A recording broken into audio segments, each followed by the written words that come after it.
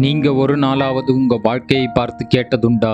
இதுதான் நான் நினைத்த வாழ்க்கையா? 25 வயது கடந்து போச்சு, ஆனா இன்னும் கிளாரிட்டி இல்ல, டைரக்ஷன் இல்ல, மோட்டிவேஷன் வந்து போயிடுது. இது வாழ்க்கை இல்லைங்க, இது டைம் வேஸ்ட் தான். ஆனா ஒரு குட் நியூஸ் என்னன்னா, இப்போ நீங்க எடுக்கக்கூடிய 5 முடிவுகள் உங்கள் வாழ்க்கையை முழுவதுமாக மாற்றும்.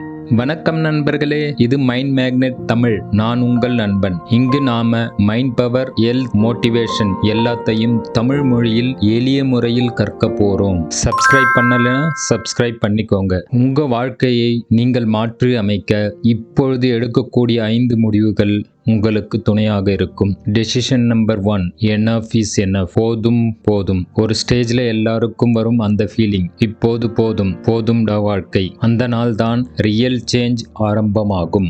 சராசரி வாழ்க்கையை சகித்துக் கொள்வதை நிறுத்துங்கள். நீங்க டிசர்வ் பண்ணுவது அதை விட பெரியது. ஒரு பேப்பரை எடுத்து எழுதுங்க, நான் என்ன மாதிரியான வாழ்க்கை வாழணும். அந்த லைன் உங்க சப்கான்ஷியஸ் மைண்டுக்கு மெசேஜ் அனுப்பும். அது சொல்லும், இப்ப நம்ம சேஞ்ச் ஆகணும்.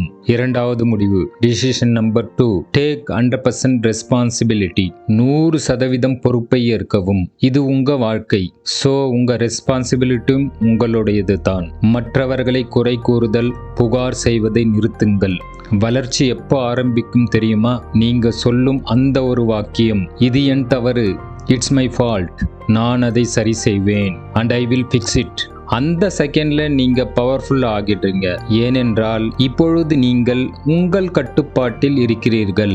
Decision 3, choose growth over comfort. சுகத்தை விட வளர்ச்சியை தேர்ந்தெடுங்கள். கம்ஃபோர்ட் ஜோன் சேஃபாக இருக்கும் போல தோணும், ஆனா அதுவும் ஒரு சைலண்ட் ட்ராப். விதை முளைக்கணும்னா அது ஃபர்ஸ்ட் புரோக்கன் ஆகணும். அதை போல நீங்கவும் க்ரோ ஆகணும்னா உங்க ஓல்ட் ஹேபிட்ஸ் பிரேக் ஆகணும். நீங்கள் பயம் அல்லது அசௌகரியத்தை உணரும் ஒவ்வொரு முறையும் அது ஒரு சிக்னல், growthக்கான சிக்னல். உங்க வாழ்க்கையில் growth ஆரம்பமாகிவிட்டது.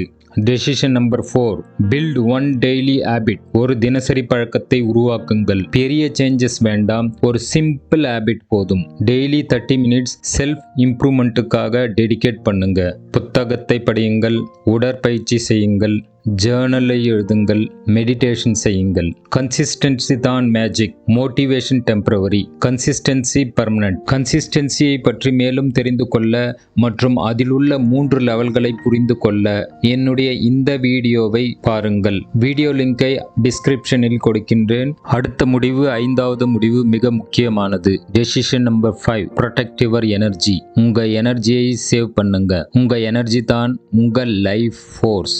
Negative people, over thinking, scrolling இதெல்லாம் உங்கள் எனர்ஜியை ஸ்லோவாக சாப்பிடும்.